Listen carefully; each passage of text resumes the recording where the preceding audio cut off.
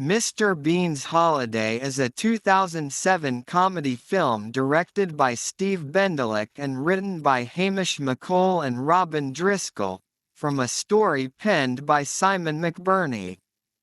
Based on the British sitcom series Mr. Bean created by Rowan Atkinson and Richard Curtis. It is a standalone sequel to Bean, 1997. The film stars Atkinson as Mr. Bean, with Maxim Baldry, Emma de Caunes, Willem Dafoe and Karel Roden in supporting roles. In the film, Mr. Bean wins a trip to Cannes, France, but on his way there, he is mistaken for a kidnapper and meets an award-winning filmmaker after he travels with both a Russian filmmaker's son and an aspiring actress in tow. Produced by StudioCanal, Working Title Films and Tiger Aspect Films. The film was theatrically released in the United Kingdom on the 30th of March 2007 and in the United States on the 24th of August 2007 by Universal Pictures. It received mixed reviews from critics, but was a commercial success, grossing $232.2 million worldwide against a $25 million budget. Mr. Bean wins a holiday trip to Cannes, a video camera, and €200 in a raffle. Upon arriving in France, Bean causes chaos while trying French seafood cuisine at Le Train Bleu and asks Russian film director Emil Duchevsky to film him boarding his train using his video camera at the Gare de Lyon.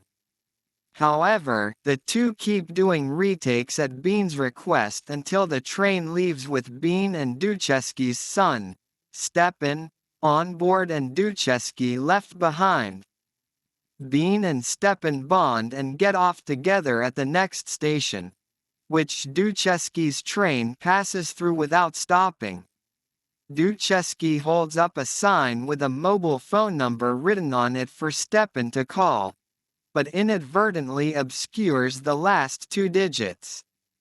After Bean unsuccessfully calls the number with various combinations of digits in place of the unknown ones, another train arrives and the two get on. They are promptly ejected in Cavaillon as Bean had accidentally left his wallet, passport and ticket at the previous stop. To earn money, Bean busks as a mime and buys himself and Stepan food and bus tickets to Cannes.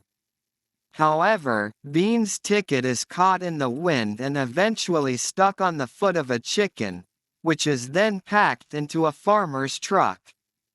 Bean chases the vehicle via bicycle to a farm, where he is unable to locate his ticket due to the large number of chickens there.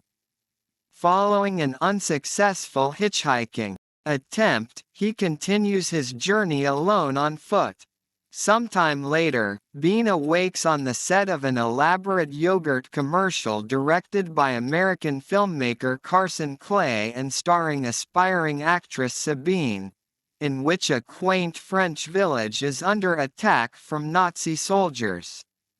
Mistaken for an extra, Bean briefly stars in the commercial as one of the soldiers before being dismissed for showing his video camera in the advert, and accidentally causes the set to explode while recharging his camera. Continuing to hitchhike, Bean is picked up by a Mini identical to his own driven by Sabine, who is on her way to the Cannes Film Festival, where her debut film directed by Clay, Playback Time, is to be presented. They stop at a service station, where Bean reunites with Stepan. Sabine takes him with them, believing Stepan to be Bean's son. The next morning, the trio arrive in Cannes thanks to Bean driving through the night after Sabine falls asleep. At a petrol station, Sabine sees on the news that she and Bean are suspected of kidnapping Stepan. In a rush to Playback Time's premiere, rather than head to the police to clear the misunderstandings, she has Bean and Stepan disguised as her mother and daughter to avoid detection at the festival. During the premiere, the audience shows complete disinterest in playback time, which centers on a homicide detective's pining for lost love. Sabine discovers that her role has been cut, prompting Bean to plug his video camera into the projector and replace the film's visuals with his video diary. The footage aligns well with the film's narration to present Sabine as the hero's lost love and Bean as her new lover.